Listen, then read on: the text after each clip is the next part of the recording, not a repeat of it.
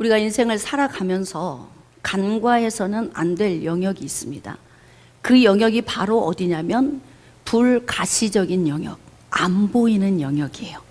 근데 안 보이는 영역에서 베드로는 어떻게 표현을 하고 있냐면 베드로전서 5장 8절 9절 8절 이하의 말씀에 보면은 근신하라 깨어라 너희 대적 마귀가 우는 사자같이 두루다니며 삼킬 자를 찾나니 너는 믿음에 굳게 서서 그를 대적하라 이렇게 명령하고 있습니다.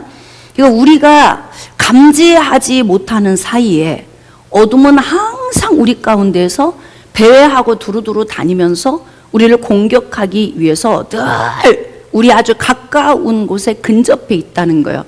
여러분들이 민감한 사람은 그 느낄 거예요. 아, 어둠이 지금 나를 공격하고 있구나. 그러면 어딘지 모르게 감이 와. 이게 영적으로 민감해지면요, 어둠이 공격하고 있구나 이걸 감으로 느껴요. 민감한 사람들은. 그러면 그때마다 어떻게 합니까? 빨리 해결을 해야 되는 거예요. 이 부분을. 우리 그거 하려고 지금 이렇게 훈련을 받고 있는 것입니다. 이제 어둠은 어떤 경로를 통해서 사람 안으로 들어옵니다. 어둠이 공격하는 공격 대상은 사람이라고 우리가 이제 배웠어요. 공격 대상은 사람이다. 사람에게 들어올 때에 어둠이 침입하는 경로가 무엇인가? 우리가 지금 첫째 주부터 줄곧 공부해 왔던 것이 바로 뭐냐면 요인이다. 공격 대상. 사람 안에 있는 요인을 통해서 어둠이 들어온다는 거예요. 자, 그래서 분을 내어도, 자, 분노에 대한 이야기를 하고 있는데요. 분노는 대부분 무엇을 의미하냐면 생각의 총체적인 부분을 말하는 거예요. 생각의 총체적인 것 속에는 분노만 있는 건 아니죠.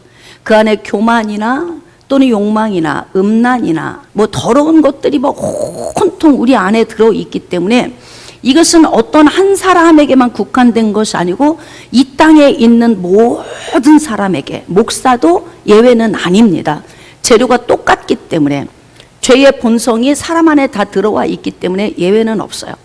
그러니까 사람 안에 들어있는 모든 생각, 여기서는 지금 분노라고만 표현을 했지만 이 모든 악한 생각의 요인 속에 어둠이 타고 들어오는데, 중요한 건 뭐냐면 분노가 발생될 수 있다는 거예요. 여러분 안에 분노가 생기는 것을 그 부분에 대해서 너무 자기가 싫어, 미워 막 이렇게 자책하지 마세요. 모든 사람 안에는 분노가 다 있습니다. 왜일까요? 죄의 본성이 엔진으로 이 안에 있기 때문에 이것과 무관할 수 없어요. 제가 늘 이야기하지만 제 안에서도 이렇게 가끔 막 화가 치밀어 오르고 할 때에도 저는 이제 이걸 18년 동안 치유의 원리를 가르치고 힘든 사람들을 회복시키는 일을 하다 보니까 내 속에서 발생되는 이것이 말과 행동으로 표출되면 어떤 결과가 오는지를 알게 됐잖아요. 그래서 참는 거예요. 참는 거. 내가 여기서 쏟아내면 저 사람과의 관계가 깨어지지? 또 내가 여기서 쏟아내면 지금까지 좋은 이미지로 봤다가 저런 사람이어서 뭐 이렇게도 보여지기도 하고, 또 자녀들을 양육할 때도 안에서 막 불이 날 때가 있거든요. 근데 이때 계속 내 속에 있는 걸 그대로 다 쏟아버리면 어떤 문제가 발생되냐면 부모와 자녀 간의 관계가 깨어지는 문제가 발생이 돼요. 상처를 계속 받게 되면 그런 문제가 오기 때문에 내가 지금 하는 행동에 대해서 오는 결과를 알기 때문에 절제하고 인내하는 거죠. 없는 게 아니에요. 그러니까 여러분 안에 어떤 분노의 마음이 생겼다고 그것 때문에 너무 자책하고 괴로워하지 말고 난 너무 느초한 사람이야, 난 너무 더러운 사람이야, 이렇게 아파하지 마세요. 중요한 건 뭐냐면 지금 바울이 에베소 지역 교회 성도들에게 이 원리를 가르쳐 줄 때 뭐냐면 분을 내어도 분이 생길 수 있다. 왜냐하면 죄인과 죄인이 모여서 사니까 이게 뭐 기가 막힌 거죠. 죄덩어리들끼리 부딪히며 사니까 여러분 늘 우리 안에서는 이 분노의 문제가 항상 발생될 수 있는 거예요. 근데 이것을 어떻게 처리하고 사느냐 이게 중요한 건데, 음식물 쓰레기도 그냥 오래 방치해두면 이게 부패해서 썩죠.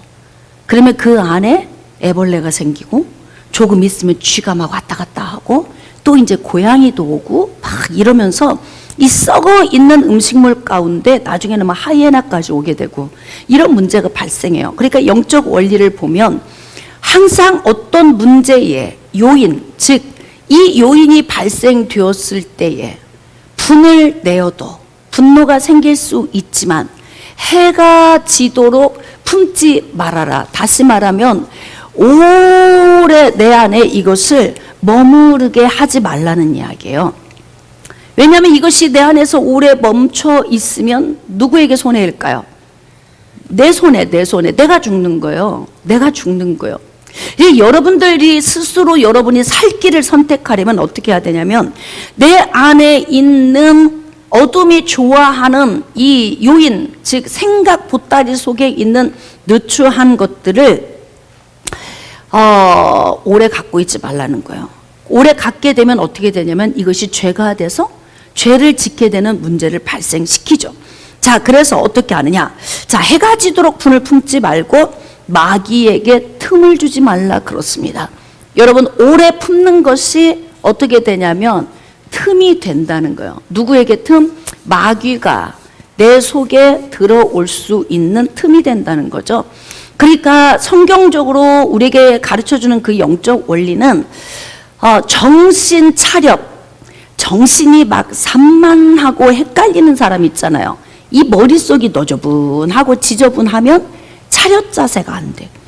근데 정신 차렷 자세를 베드로도 바울도 우리에게 계속 요구하고 있어요.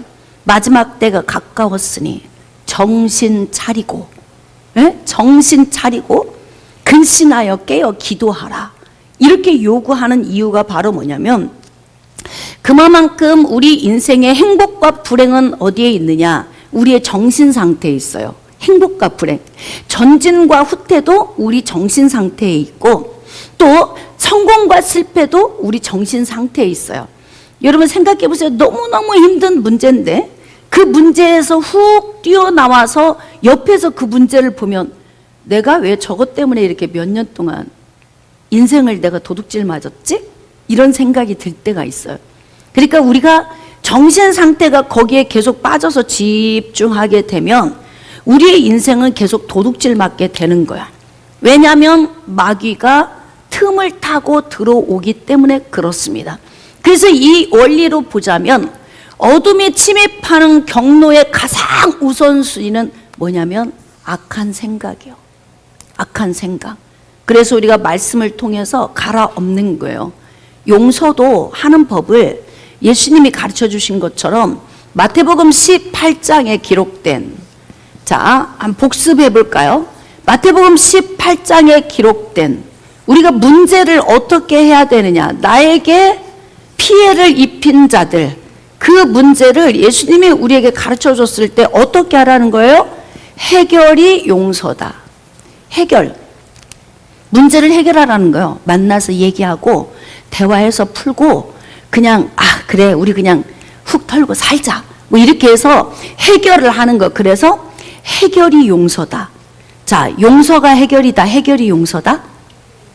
해결이 용서다. 자, 두 번째는 용서예요. 용서. 용서가 해결이다.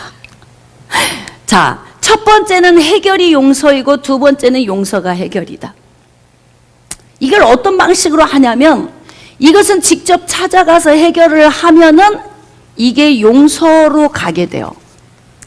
자, 1만 달란트 진 죄의 빚을 우리가 탕감받았으니까 인간과 인간 사이에서 이루어지는 100데나리온의 이 진 빚은 어떻게 하라? 어지간하면 탕감하고 살아라. 그러니까 이거는 그냥 용서하는 거예요. 용서가 뭐다? 해결이다.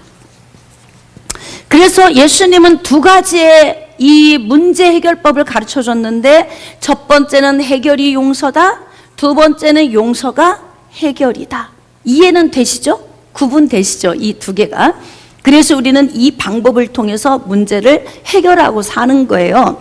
그래서 지금 우리 안에 있는 더러운 악한 생각을 통해서 어둠이 틈타 들어오기 때문에 이 내적인 죄가 모든 것의 근본이에요. 근본. 그래서 예수님이 뭐라고 말씀하셨냐면 살인은 어디에서 출발한다? 미움에서 출발한다. 간음은 어디에서 출발한다? 음욕에서 출발한다. 그러니까 음욕은 보이지 않는 내면의 것이고 또 미움은 보이지 않는 내면의 것이에요. 근데 이것이 계속 자라고 틈을 주고 골똘히 생각하고 해가 지도록 품으면 어떻게 되냐면 미움은 무엇으로 나타나는 걸까요? 미움은 살인으로 나타나는 거예요. 자, 음욕은 무엇으로 나타나는 겁니까? 간음으로 나타나는 거예요. 그러니까 오래 갖지 말고 마귀로 틈을 주지 않으려면 어디에서 해결해야 한다? 내적인 요인. 내적인 요인 안에서 해결을 해야 돼요.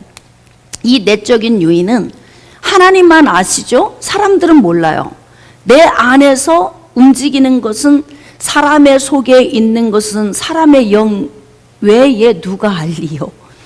그런 것처럼 내가 알고 하나님이 아시는 거죠. 자, 그래서 내 안에서 늘 이렇게 막 솟아오르는 이러한 요인들을 어지간하면은 해결이 용서이고 용서가 해결이니까 이 두 가지 문제를 대입을 해서 우리는 이 문제를 빨리 해결을 하는 것이 좋다는 거예요. 자, 그러면 우리가 어떤 은혜를 입고 사냐면 어둠의 공격을 훨씬 덜 받습니다. 되게 어둠의 공격을 많이 받는 사람들의 특징이 뭐냐면 이게 악한 생각, 이 지식이 복잡한 거야. 머릿속이. 어떤 사람은 30년 전, 40년 전, 50년 전에 어떤 한 사건에 묶여 있어요.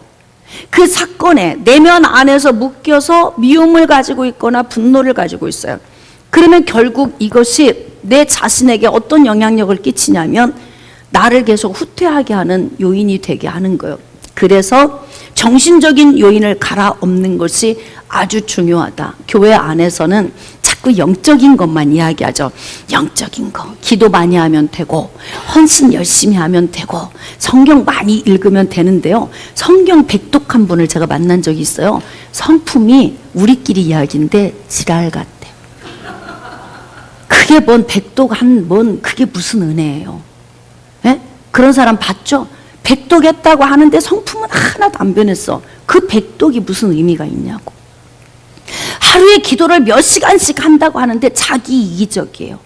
자기에게 푹 빠져 있어서 자기 중심적인 삶을 살아요. 그 사람의 그 몇 시간의 기도가 무슨 의미가 있느냐 이 말이죠. 그러니까 결국 우리는 정신세계를 좀 갈아엎어서 깨끗하게 계속 우린 여기 와서 지금 뭐 하냐면요. 정신상태를 갈아엎고 있는 거예요. 이 갈아엎는 이 과정을 통해서 우리가 어디로 나가는 거예요? 단순하고 순수한 정신적인 영역을 갖게 되면 어둠의 공격을 훨씬 덜 받죠. 그래서 예수 안 믿어도 단순하고 순수한 사람은 귀신 안 들려요. 근데 예수 믿고 열심히 헌신하고 기도 많이 하고 성경 백독해도 머릿속이 악한 생각에 가득 들어있으면 교만하거나 또는 뭐 이렇게 뭐 욕망이 있거나 아니면은 뭐 자기 안에 미움이나 분노나 이 악한 더러운 생각이 나를 가득 채우고 있으면요. 성경 백독해도 귀신 들립니다. 그러니까 우리는 계속 종교적인 어떤 이 부분만을 막 강조하고 살아왔는데요. 그것이 나를 지켜주지는 않아요. 그러면 뭐냐? 우리가 기도하는 것, 말씀을 듣는 것, 헌신하는 것 가면서 절대 놓고 가면 안 되는 게 있어요. 그게 바로 뭐냐면 삶을 어떻게 살아야 하는가? 이것이 굉장히 중요합니다. 디모데후서 3장 15절 이하에 보면은 성경을 우리에게 주신 목적 두 가지가 있어요. 자, 첫 번째는 구원에 이르게 하는 지혜가 있고요. 그 다음에 두 번째는 삶을 온전하게 살게 하기 위한 교훈과 책망과 바르게 함과 의로 교육하기에 유익해서 성도들로 하여금 온전하게 하나님 앞에 온전한 삶을 살아드리도록 하게 하기 위한 목적 두 가지가 있어요. 자, 그러면 이 성경 말씀을 통해서 예수 그리스도를 알고 구원받게 하는 것과 삶을 온전히 살게 하는 것 두 개가 같이 가지 않으면 이것은 한쪽으로 기울어집니다. 기울어지면 어떻게 될까요? 전복당하죠. 열심히 하는데요, 뜨겁게 하는데, 열정적으로 예수님 사랑하는데요, 왜 내 삶이 자꾸 기울어집니까? 왜 전복당합니까? 이게 균형을 잃어버렸기 때문에 그러는 거예요. 그래서 교회 안에서는 우리가 주님 앞에 드려지는 신앙의 열정과 삶을 제대로 잘 사는 법을 두 가지를 같이 가르쳐야 돼요. 그래서 이것이 균형을 잡고 가게 해야 하는 거예요. 이것이 잘 되는 교회가 건강한 교회, 이것이 잘 되는 성도가 건강한 성도, 이것이 잘 되는 주의 종이 제대로 잘 서 있는 주의 종이 되는 거죠. 이게 굉장히 중요해요. 그래서 우리는 신앙생활을 성경적 영적 원리를 통해 신앙생활을 하는 것이 너무나도 중요하다는 것입니다. 그래서 지금 우리가 여기에 와서 하는 것은 여러분들이 지금 구원을 위해서 여기 온 건 아니잖아요. 물론 구원을 못 받은 사람이 올 수도 있어요. 그러나 대부분 영성훈련소에 오실 때는요, 그래도 신앙생활 열심히 하시고 하나님 앞에 내 인생의 삶을 다 드린 남짓 지친 분들이 이곳에 오거든요. 근데 무엇을 놓친 거예요? 인생의 삶에 절대 그 어떤 것도 놓고 가면 안 돼요. 자, 이 영적 원리를 보면은 모세와 바로의 대결에서 보면 모세와 바로의 대결 가운데 개입하고 계시는 분이 누구예요? 거기에 앞서서 일하시는 분. 자, 하나님께서는 지금 모세와 바로가 막 대결을 한다고요. 그런데 여기에서 하나님께서 어떻게 하냐면 막 이재항, 메뚜기 재앙, 파리 재앙, 그러니까 ICBM을 한 방씩 툭툭 떨어뜨려 주시는 거야. 이게 동역하는 거죠. 모세와 하나님이 함께 동역을 하는 거예요. 모세가 바로에게 가서 한마디씩 툭툭 던지고 와. 그러면 하나님께서 어떻게 해요? 또 ICBM 하나씩 이재양 툭 떨어뜨려. 또 모세가 또 바로에게 들어갔다가 나와요. 그러면 하나님께서 또 메뚜기 재앙 툭 떨어뜨려 주세요. 또 바로에게 들어갔다 나와요. 그러면 하나님께서 또 이재앙 툭 떨어뜨리시고, 이렇게 모세와 하나님이 동역하는 가운데에서 모세가 어떻게 문제를 풀어가냐면, 하나님이 우리에게 요구하시는 것은 불균형이 아니에요. 균형입니다. 균형. 처음 저에게 와서 이 성경적 영적 원리를 배우면요, 약간 좀 충돌이 많이 생깁니다. 이 충돌은 어떤 충돌이냐면, 저건 아닌 것 같아, 이 충돌이 아니에요. 그건 뭐냐면, 그렇게 살지 못한, 너무 많은 걸 잃어버린 내 자신에 대한 화가 나가지고 여기서 선포되는 말씀을 막 듣기가 싫을 정도로 막 아픈 거야. 안에서 난 너무 나이를 먹었고 너무 신앙생활 지금까지 수십 년 해오면서 너무 잃어버린 게 많은데, 이걸 마치 확인이라도 받듯이 여기 와서 계속 이야기를 들으면 그걸 지금 나한테 확인시켜 주는 거잖아요. 아무도 이걸 확인시켜 주지 않아요. 왜냐하면 두루뭉술. 그래서 어떻게 천국 가잖아, 이렇게 위로하고 현실 도피를 강조하며 왔는데, 여기 오니까 현실을 자꾸 보게 하는 거예요. 그러니까 아프죠. 그래서 막 처음에는 이게 견디기 어려워요. 근데 조금씩 한 주 한 주 지나면서 어떤 현상이 생기냐면, 그래, 이제부터라도, 할렐루야, 이제부터라도 놓고 갔던 것 다시 가지고 가야 한다. 이게 모세와 바로가 대결을 할 때 하나님은 어떻게 요구하시냐면, 모든 것을 다 가지고 가게 하시는 거예요. 그러니까 첫 번째 재앙에서 두 번째, 세 번째에서 10번째 재앙까지 단계적으로 강도 있는 이 하나님께서 막 재앙을 내리시잖아요. 근데 그 가운데에서 모세와 바로 가운데 바로가 타협하는 것이 뭐냐면, 자, 이제 여기서 좀 잘 들어보세요. 바로는 뭐라고 하냐면, 장정들만 가서 너네들이 하나님한테 가서 장정들만 나가서 해. 바로가 지금 하는 얘기는 첫 번째가 뭐냐면 장정. 이것은 무엇을 의미하냐면 너만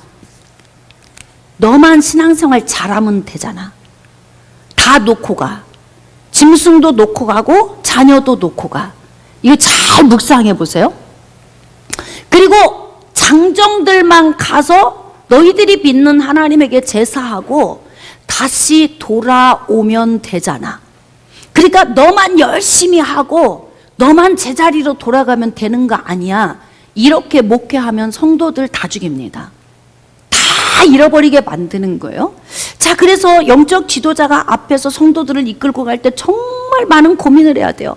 목회는 주의 종 중심이 아니고요, 성도 중심이 되어야 되는 거예요.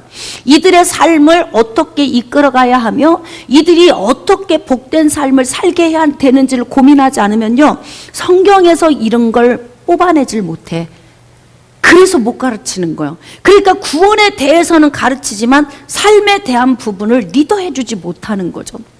근데 바로는 장정만 가라. 너만 갔다 와서 너만 신앙생활, 너만 잘하면 되잖아. 근데 뭐 하려고 자식까지 아니면은 물건까지 다 가지고 가려고 그래. 이렇게 계속 타협을 한다고요. 자, 이제 재앙이 계속 단계적으로 갈수록 바로가 타협을 하기 시작하죠.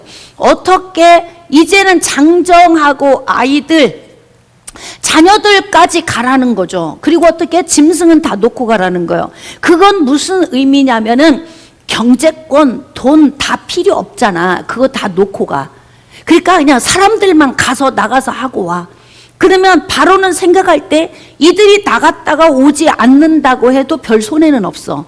왜냐하면 이들이 그동안 일궈놓은 기본 터전은 우리가 다 전리품으로 가질 수 있기 때문에 그러는 거예요. 마귀는 이렇게 우리 인생의 삶에 타협을 합니다. 그래서 그냥 물질, 그거 인간적인 이야기 하지 말라고.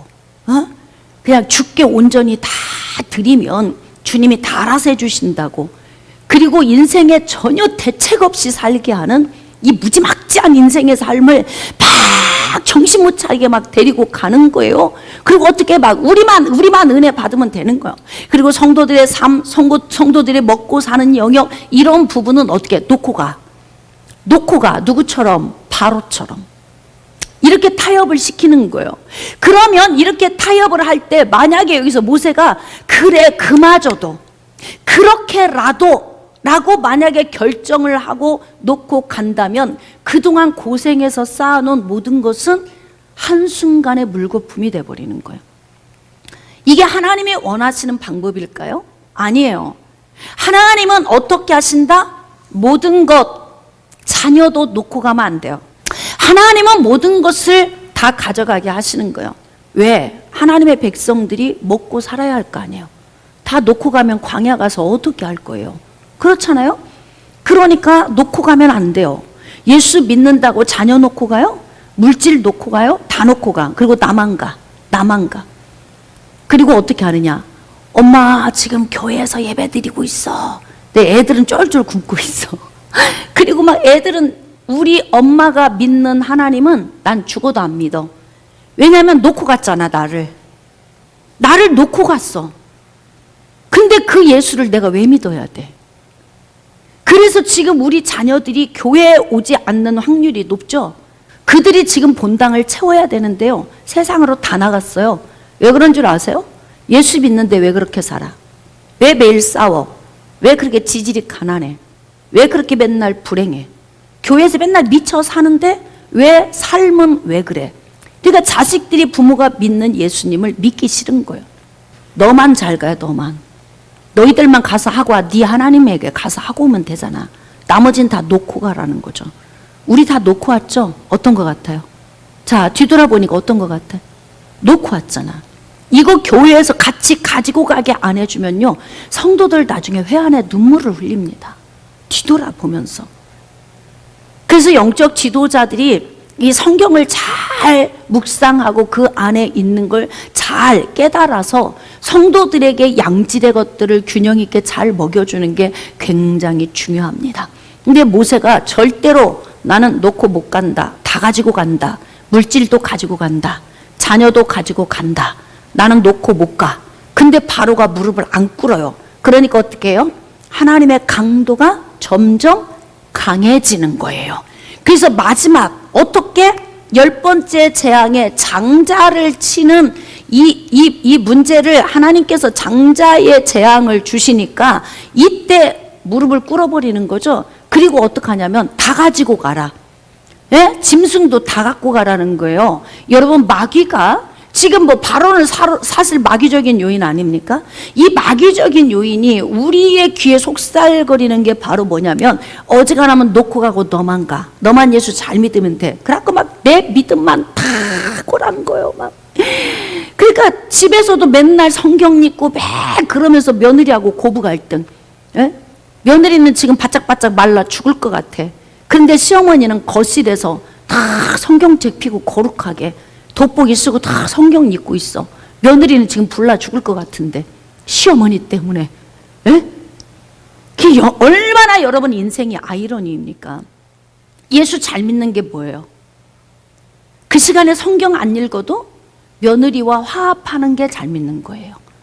그 시간에 기도 좀 줄여도 가정 안에서 놓고 가지 않고 다 가지고 가는 게 잘하는 거예요. 이거 균형 잡고 가는 거 굉장히 중요합니다. 마귀적인 요인, 어둠이 침입하는 경로, 우리가 인생의 삶에 잘못 살면 어둠은 계속 우리에게 타협해. 잘한다. 너 믿음 최고지. 너 사람들이 막 높여주지. 교회 가면 막 중직자잖아. 그리고 막 목사님이 너만 세워주잖아. 그래가지고 내가 막 5, 6, 7가지 막 사역을 맡고 있으니까 내가 대단한 줄로 아는데 뒤돌아보세요. 다 놓고 가지 않았어요? 예전에 어떤 분이 상담 왔어요. 목사님, 제가요 해마다 5가지를 맡아서 했는데요 올해 2가지밖에 안 맡았대. 이 3가지를 못 맡은 이것 때문에 갑자기 공백이 생긴 것에 공허함이 와가지고요. 이게 그러니까 하나님 앞에 헌신 중독이 되면요 거기에서도 헤어나오질 못해. 내가 뭔가 분주하고 바쁘게 해야 하나님이 기뻐할 거라고 생각을 해요. 마르다야, 한 가지 일로만이라도 하든지. 넌 너무 분주하고 바빠. 마리아가 좋은 편을 택했어. 그게 뭔 줄 아니? 마리아는 지금 내 발 앞에 있잖아. 그리고 마리아는 지금 나에게 시선이 집중돼 있잖아. 너는 분주하고 바쁘긴 한데 내가 없어. 네 시선 속에. 어떤 일인가를 예수님이 편애하는 것이 아니고 분주하고 바쁘더라도 예수님이 초점 안에 들어가 있어야 이게 짜증이 안 나잖아요. 근데 열심히 헌신하다가 막 짜증나. 왜 그래요? 예수님과 사랑의 관계가 틀어져서 그런 거예요. 사랑하면 짜증 안 나거든요. 그러니까 결국 뭐냐? 영적으로 다운됐다는 이야기요. 그러니까 짜증 나는 거예요. 영적으로 친밀감 없이 헌신이 앞서가는 거죠. 그러니까 결국 뭐예요? 나만 온 거야. 다 놓고 간 거야. 근데 마지막 바로가 어디까지 포기를 했냐면, 자, 그러면 3번째 짐승. 짐승까지 다 가지고 가. 어떻게? 이거는 경제잖아요. 경제. 물권이에요. 물권. 그러니까 놓고 가지 말고 다 가지고 가야 되는 거예요. 이제부터 우리의 신앙생활을 한번 돌아보세요. 이거 놓고 가면 마귀가 타협하죠. 얼마나 박수치고 좋아하겠어. 그렇구나. 너 혼자 신앙생활 잘해? 자식들 놓고 가? 물질 다 놓고 가? 그러면 그 자식들하고 물질은 다 누구 거예요? 마귀 소유가 되는 거 아닙니까?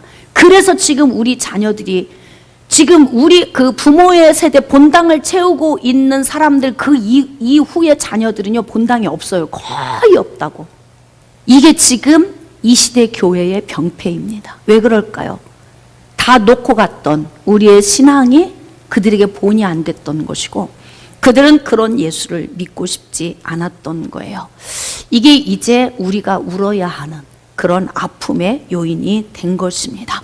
자, 그래서 어둠이 우리를 공격하는 이러한 이 통로는 우리 안에 있는 악한 생각의 요인.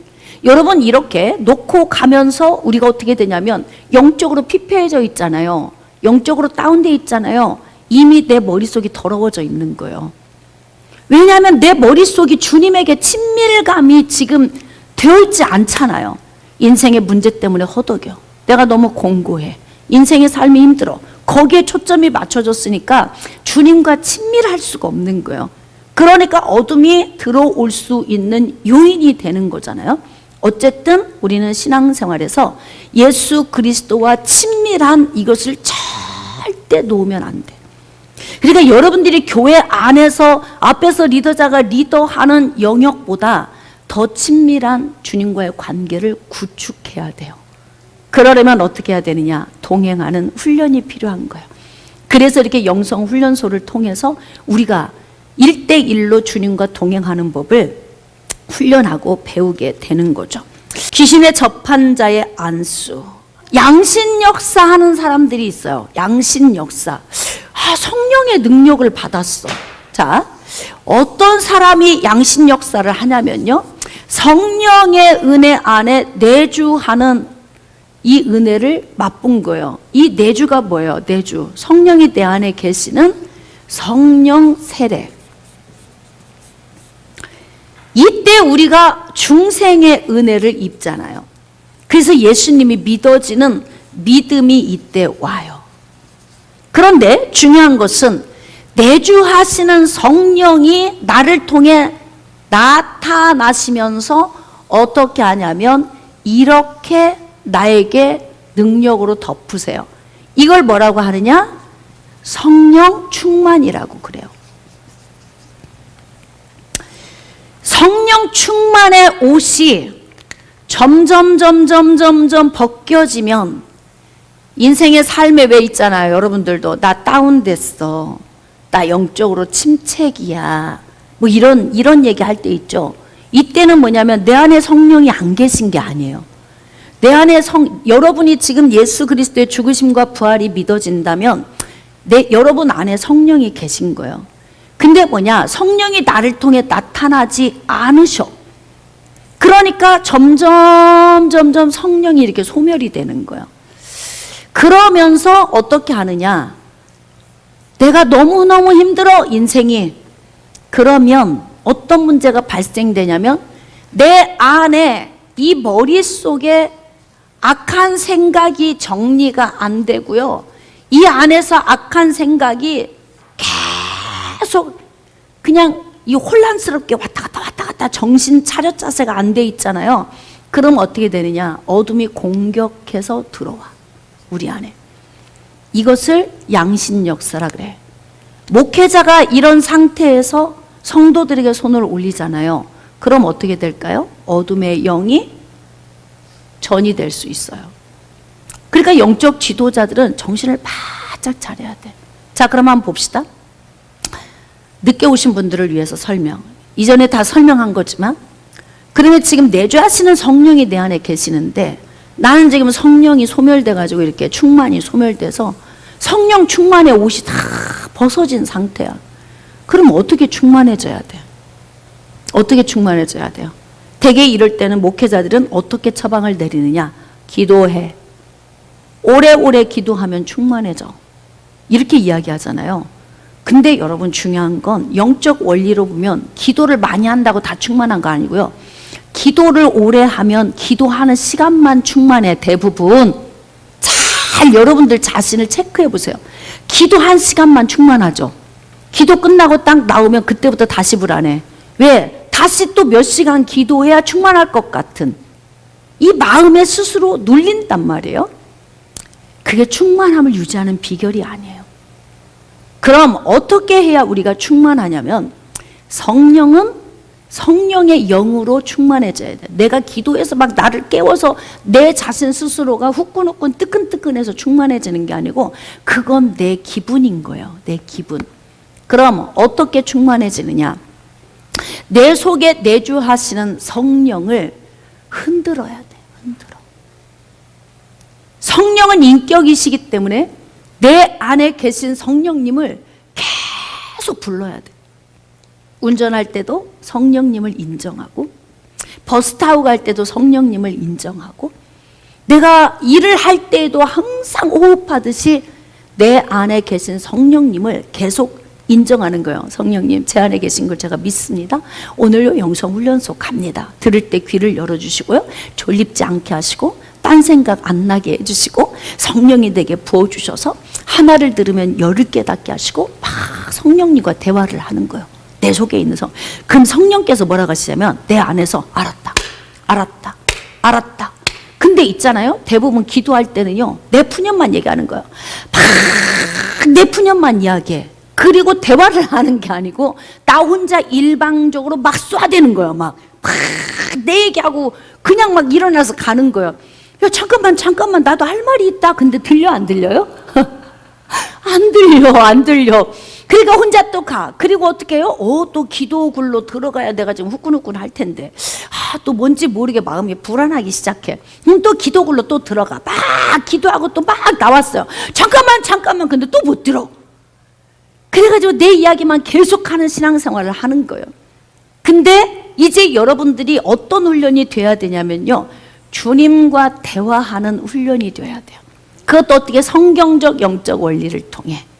난 예수님이 믿어지고 예수 그리스도의 죽으심과 부활이 믿어집니다. 주님, 내 안에 주인으로 오셔서 내주하시는 성령님을 인정합니다.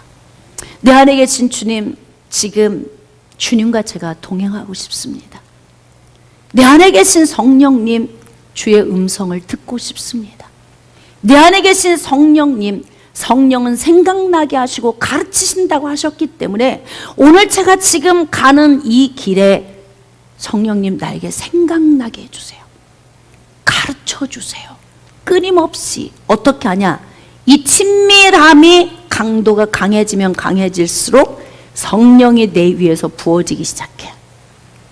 이렇게 부어지면서 채워져. 그러면 여러분들이 운전하고 가다가도 갑자기 눈물이 훅 쏟아지면서 막 이 감격에 주체할 수 없어. 어떻게 운전할 수가 없어서 갓길에 차를 세우고 막 혼자 울고 하나님께 혼자 감사하고 그리고 눈물 싹 닦고 다시 운전하면서 혼자 좋아가지고. 그러니까 대부분 성령과 동행하는 사람은요 혼자 부흥 집회예요. 혼자 부흥 집회. 그래서 어떡하느냐? 자가 발전기로 내 안에서 발전기가 돌아가. 그러면서 성령 충만이 내 안에서 샘솟아요. 내 안에 계신 성령님을 부르지 않으면 성령은 일하시지 않습니다. 왜일까요? 인격이시기 때문에. 꼭 기억하세요. 인격. 인격적인 사람은요 자녀들 방에 들어갈 때도요 노크하고 들어가요. 안에서 대답 없으면은 함부로 문을 열면 안 돼. 아무리 자녀들 방이라도. 근데 비인격적인 사람은 내 자식이니까 그러고 그냥 쑥 들어가 버려.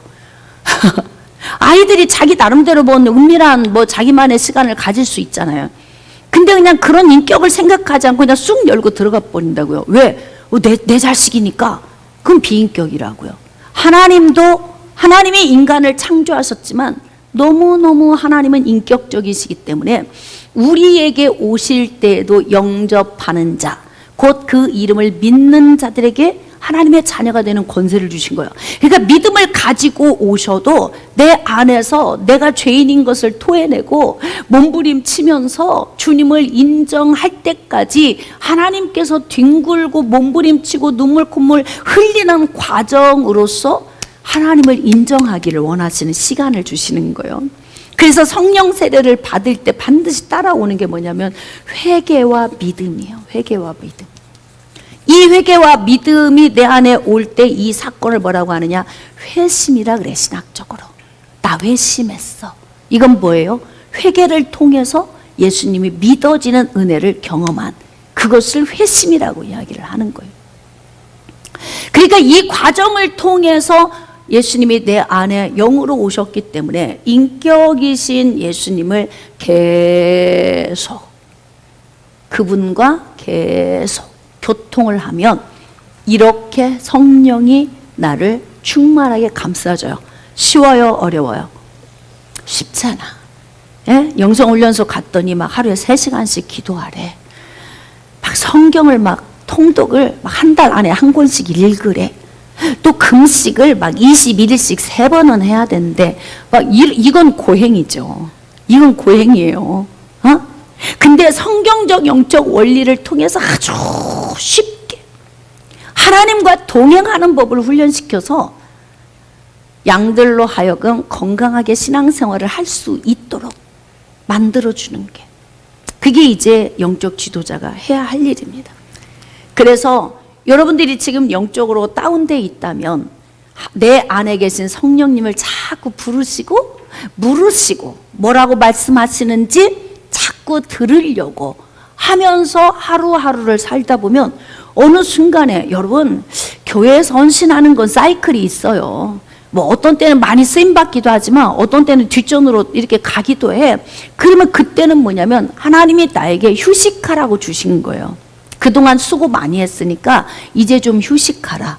그러면 그 휴식을 해야 되는데요, 일 중독이 돼갖고 쉬고 있으면 내가 뭔가 주를 위해 안 하는 것 같아. 음성 한번 들어보세요. 너를 쉬게 한 것은 친밀해지고 싶어서 너를 쉬게 했다. 친밀해지고, 너는 마르다처럼 너무너무 헌신은 열심히 하는데 초점이 나한테서 멀어져 있잖아. 그래서 이제는 좀 마리아처럼 나에게 초점 두게 하려고. 그러니까 지금 여러분에게 시간이 주어진 이 시간이 여러분에게는 황금기입니다. 생각을 바꾸면 인생이 바뀐다. 이게 얼마나 기가 막힌 거예요. 그래서 하나님의 관점으로 우리의 삶을 해석하면 너무너무 그 하나님의 은혜가 놀라워요. 자, 그래서 여러분도 주의 종도, 성령이 충만하면서 자꾸 성령이 소멸이 되면 어둠이 들어와서 양신 역사를 할 수 있어요. 그러니까 여러분들도 어둠이 공격하지 않도록 나를 무장시키는 것은 뭐냐면 하나님의 말씀을 통한 영적 원리를 통해서 이 영적 원리를 삶에 적용하고 그 적용된 영성을 통해서 어떻게 하느냐? 차단, 어둠을 차단. 나 저 사람한테 들어가고 싶은데 틈이 없네.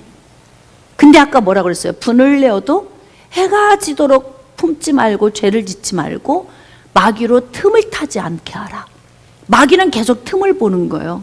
근데 그 틈이 뭐예요? 너저분하고 지저분한 생각. 여러분들이 지금 어떤 생각이든 그 생각에 계속 묶여 있으면요, 어둠이 계속 이렇게 타고 들어온다고. 근데 이제 성령으로 무장하고요, 여러분이 여러분 자신 스스로를 성령의 방어막을 쳐야 돼. 이거 누가 해줘? 주의 종이 매일 따라다니면서 할 수 있어요? 아니에요. 누가 해야 되는 거예요? 그럼요, 우리 자신 스스로가 해야 되는 거예요. 그래서 이렇게 양신 역사 하는 사람들, 귀신과 교통하는 사람의 안수를 받으면 전이가 됩니다. 그렇기 때문에 정말 조심스럽게 제가 누군가 영성훈련소를 제가 이렇게 하고 있어도 누군가의 머리에 손을 올리는 건 조심스러워요. 그리고 항상 본인의 의사를 묻습니다. 이제 지난주에도 목사님 한 분이 또 등록을 하셨어요. 근데 이제 마지막 기름 부으심 시간에 기도를 하고 이렇게 쭉 지나가는데 그분, 이제 어떤 분은 이래. 어떤 분은 왜 나만 빼고 지나갔지? 이런 분이 있는가 하면 어떤 분은 기도받고 싶지 않은데, 이런 분도 있어요. 그래서 저는 이렇게 새로 온 사람들에게는 어떻게 하냐면 등에다가 살짝 손을 올려요. 등에. 그리고 제가 묻는 거죠. 목사님, 혹시 제가 머리에 손을 올려도 괜찮겠습니까? 그랬더니 아직은 받고 싶지 않은 거예요. 왜냐하면 여러분, 안수는 그만큼 중요한 거예요. 그러니까 안수하는 자의 위치에 있는 사람은 자기 영적 상태를 최상급으로 만들어야 돼요. 왜냐하면 내가 손을 올리면 그 손을 올리는 그 은혜 안에 있는 사람은요, 나한테 달려 있거든요. 그러니까 특히 목사님들, 목회하는 사람, 양을 치는 사람, 이런 사람은 영적으로 이게 너무너무 중요한 겁니다. 그래서 항상 양신 역사가 아닌 성령의 충만한 은혜 안에 들어가 있어야, 그래야 주의 종과 양들의 이 삶이 정말 기가 막힌 거예요.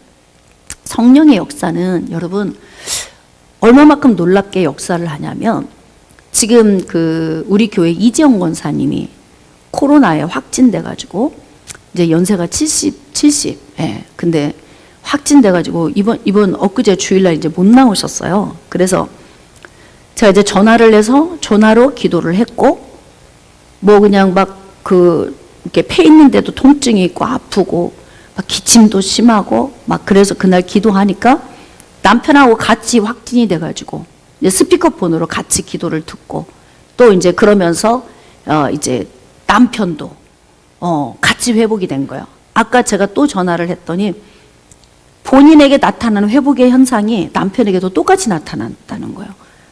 근데 이제 뭔지 모르게 막 가슴이 좀 허하고 뚫린 것 같은 느낌이 든다고 그래서 아까도 이제 기도를 하고 왔는데요. 그게 이제 회복이 됐어요. 성령의 사람은 항상 무장이 되어 있어야 돼요. 여러분들이 성령 안에서 무장되어 있기를 축복합니다. 그러려면 어떻게 해야 된다고요? 내 안에 계신 성령님을 인정해야 한다. 이거 영적 원리를 지식으로 넣어놓고 이 지식을 적용하며 살아야 돼요. 목사님이 뭔가 좋은 말씀을 하시긴 하셨는데 이거 어떻게 하라고 했더라? 이게 모르면 안 되잖아요. 알아야 되는 거예요.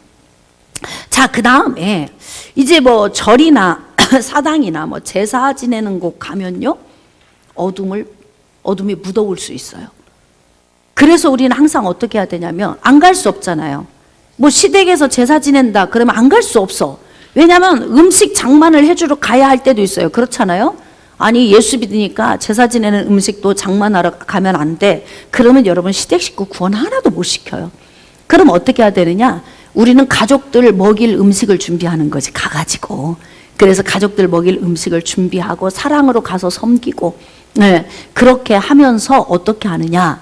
내 자신을 이 보혈로 덮고 성령의 능력으로 이렇게 덮어야 돼. 여러분이 이렇게 생각하시면 돼요. 예수 그리스도의 보혈이 우리를 캡슐처럼 싸고 있어요. 믿어지시면 아멘. 성령의 능력이, 내가 충만한 삶을 살면 성령의 능력이 나를 캡슐처럼 이렇게 감싸고 있어요.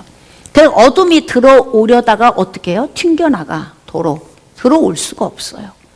그러니까 보혈의 능력을 적용하는 거예요. 오늘도 보혈의 능력이 나를 덮고 계시니 그 어떤 세력도 나를 만지지 못하고, 이건 매일같이 오늘도 보혈로 덮어주세요, 내일도 덮어주세요, 모레도 덮어주세요가 아니에요. 이미 보혈의 능력이 나를 덮고 계신 거예요. 이것을 우리는 믿음으로 적용하는 것입니다. 매일같이 뭘 그냥 막 여기도 피 뿌려 저기도 피 뿌려, 피 뿌리는 게 아니라고요. 예수 그리스도가 나를 위해 죽으시는 그 순간, 예수 그리스도의 십자가의 은혜가 믿어지는 순간부터 보혈의 능력이 나를 덮으셨고, 내주하시는 성령을 내가 계속 인정할 때 성령의 능력이 두 겹으로 나를 덮으시니 이게 얼마나 안전하겠어요. 근데 성령 충만하지 않으면 한 겹, 보혈의 능력이에요. 근데 보혈의 능력도 믿음으로 적용할 때 이게 역사가 나타나요. 근데 보혈의 능력이 덮고 있는지 막 성령도 안 충만해. 그러면 여러분 노출된 거죠. 얼마나 마귀가 좋아하겠어. 완전 노출된 거예요. 그러니까 막 계속 공격해 오는 거예요. 마귀는 두루두루 다니면서 삼킬 자를 찾고 있거든요. 근데 무방비 상태예요. 아무 보호막이 없어요. 그럼 마귀가 보고 그러죠. 아, 내 밥이다. 이렇게 보는 거예요. 그래서 매번 쓰러지고 넘어지는 거예요. 신앙생활은 어떻게 하는 거냐? 예수 그리스도의 피의 능력이 나를 덮었음을 믿으시기 바랍니다. 이걸 매일 적용하는 거예요. 오늘도 보혈이 나를 덮고 계시니 나는 안전합니다. 어둠의 세력이 내 안에 틈타 들어오지 못합니다. 믿음으로 적용하는 거예요. 오늘 내가 어느 곳을 가든지 하나님의 성령이 나와 함께 하시고 성령이 나를 덮고 계시니 성령께서 가르치고 생각나게 하십니다. 성령이 나를 충만하게 하십니다. 왜? 이렇게 믿음으로 적용하는 거예요. 쉬워요? 어려워요? 쉽잖아. 쉬워. 진짜 잘 가르치는 선생님은 어떻게 가르친다? 어떻게 가르친다? 쉽게. 쉽게 가르친다. 뭐든지 쉽게 가르치는 거예요. 자, 그 다음에 이제 뭐 축사 현장에 가면 공격받을 수 있어요. 어둠이 나가면 주변에 있는 사람들에게 들어갈 수 있어요. 그 다음에 임종하는 장소. 장례식장이나 묘지 이런 곳에 가면 어둠들이 많이 모여 있어. 왜 그런 줄 아세요? 사람이 죽을 때, 몸에서 영혼이 분리될 때 그 사람 안에 들어와 있는 어둠의 영이 임종시 같이 나가. 그래가지고 그 주변에서 맴돌고 있어요. 그래서 이제 장례식장 다녀와서 한 말을 못하기 시작해서 20년간 말을 못한 사람을 제가 만난 적이 있어요. 할머니 전도사님이 임종하는 자리에 있던 10살짜리 손자가 할머니 안에서 나온 귀신이 그 손자에게 들어가서 20살이 됐는데 귀신 들려서 온전히 살지 못하는 그러한 청년도 제가 본 적이 있어요. 그러니까 우리는 눈으로 보여지는 가시적인 현실 세계뿐만이 아니라 지금 불가시적인 영적 세계가 3차원을 싸고 있거든요. 지금 하나님의 영이 이렇게 공기처럼 우리를 이렇게 감싸고 계시거든요. 어둠도 두루두루 다니면서 삼킬자를 찾고 있거든요. 이게 우리 육신의 눈으로 볼 수 없는 영적인 눈이 열려야 되는데요. 영적인 눈은 어떻게 여느냐? 말씀을 통해 믿음으로 여는 거예요. 영적인 눈이 열리면 막 뭐가 영적으로 보이는 게 아니라 말씀으로 믿음의 눈을 열어가는 거예요. 아하, 성령은 충만하시니까 안 계신 곳이 없으시고 어둠은 숫자가 있어서 제한된 숫자가 있으니까 두루두루 다니면서 삼킬 자를 찾되 특히 막 많이 조는 사람, 예? 딴 생각하는 사람, 막 이런 사람이 다 공격 대상이라고요. 예? 공격 대상. 그러니까 지금 여기에도 어둠이 있을까요, 없을까요? 어딘들 못 가? 아, 성전이라 없을까? 아, 여긴 성전이니까 귀신이 없을까요? 그러니까 여러분들이 그냥 막연하게 생각하지 말고 영적 원리로 생각해 보세요. 어둠은 영이기 때문에 못 가는 곳이 없어요. 어느 곳에나 다 있진 않아요. 충만하진 않으니까. 하나님은 안 계신 곳이 없으세요. 절에도 원불교에도 이슬람에도 계시지만 아무 데서나 역사하진 않으세요. 자, 어둠은 제한적이지만 못 가는 곳이 없어요. 어둠은 우리 눈으로 보이지 않지만 불가시적인 믿음의 눈으로 성경적 영적 원리를 통해서 보는 거예요. 그러면서 우리가 이제 영적 원리를 통해 임종하는 자리에도 아이들을 데리고 가는 건 좋지가 않다. 또 이제 믿음이 약한 자가 막 귀신을 쫓거나 공동묘지 뭐 이런 거, 또는 이제 복중에 아이를 임신했는데요, 임신한 엄마가 귀신 들려 있을 때, 그때 이 아이가 태어나면 이 아이가 태어나면서부터 어둠에 붙들려 있을 수 있어요. 그러니까 여러분, 나 한 사람이 얼마나 중요한지 생각해 보세요. 내가 알게 모르게 내 주변에 있는 사람들에게 크게 영향력을 끼치고 있다고요. 이렇게 어둠은 이런 전이 현상을 통해서 우리 가운데 들어올 수 있다. 자, 그러므로 우리는 어떻게 해야 한다? 정신을 차리고 깨어 있어야 한다.